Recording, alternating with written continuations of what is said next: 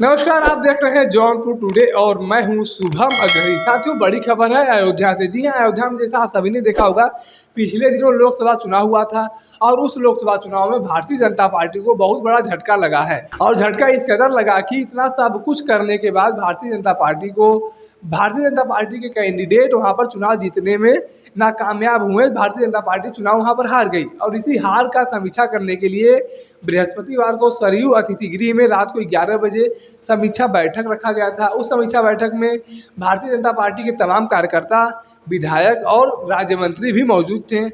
साथ ही साथ अयोध्या के जिला अधिकारी, एसपी, एसएसपी तमाम अधिकारी भी वहाँ पर मौजूद थे और समीक्षा बैठक चल रहा था। उसी दौरान हनुमानगढ़ी के महंत राजू दास जी भी आते हैं और वह भी समीक्षा बैठक में अपनी बात रखते हैं, अपना फीडबैक देते हैं। इसके बाद जैसे ही राजू दास जी बोलने की शुरुआत करते हैं, बात रखते हैं, उसके बाद उनकी बात को सुनकर जिला अधिकारी नीतीश कुमार जी वहाँ पर नाराज़ हो जाते हैं और नाराज़ इस कदर हो जाते हैं कि दोनों लोगों के बीच में आपस में बहस हो जाती है। और बहस इतना हो जाता है कि जिला अधिकारी तुरंत आदेश दे देते हैं कि उनके सुरक्षा में तैनात गनर को वापस ले लिया जाए और तत्काल उसी बैठक में तत्काल प्रभाव से उन्हें सिक्योरिटी मुक्त कर दिया जाता है, यानी कि उनकी सुरक्षा में जो गनर तैनात थे उन्हें भी हटा लिया जाता है।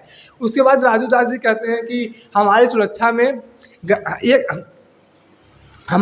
में तैनात एकमात्र गनर को भी जिलाधिकारी ने हटा लिया है और अब हमारे साथ अगर कुछ अनहोनी होती है तो इसका जिम्मेदार पूरी तरह से प्रशासन होगा।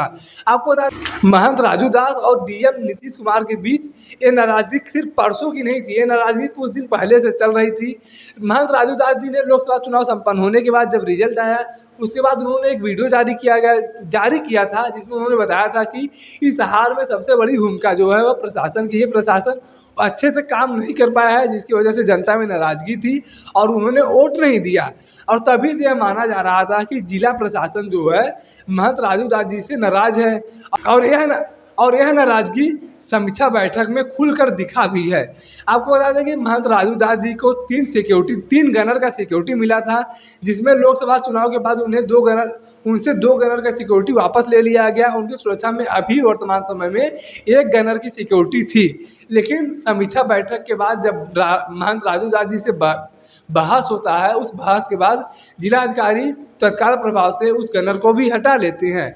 बहस इतना बढ़ जाता है एक दूसरे के बीच में कि नीतीश कुमार जो वहाँ के जिलाधिकारी हैं वो कहते हैं कि हम यहाँ पर नहीं बैठेंगे, हम जा रहे हैं। यानी कि महंत राजू दास जी के बगल में वो बैठना भी उन्हें बैठना भी नागवार गुजरता है और वह तुरंत उठकर चले जाते हैं।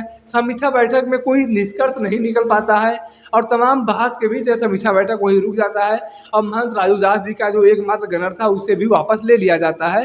और फिर महंत राजू दास यह बात कहते हैं कि हम अपनी बात को रख रहे थे और हमारी बात से जिलाधिकारी साहब को इतनी नाराज़गी हुई कि वह हमारे गनर को ही वापस ले लिए।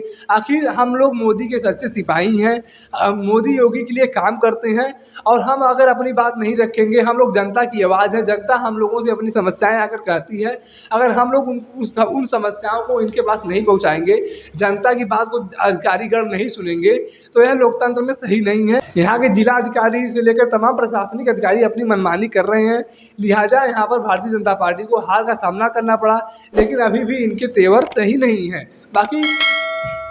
बाकी लोकसभा चुनाव को लेकर, महंत राजू दास जी को लेकर और अयोध्या प्रशासन को लेकर आप क्या कुछ समझते हैं, कमेंट करके जरूर बताएं।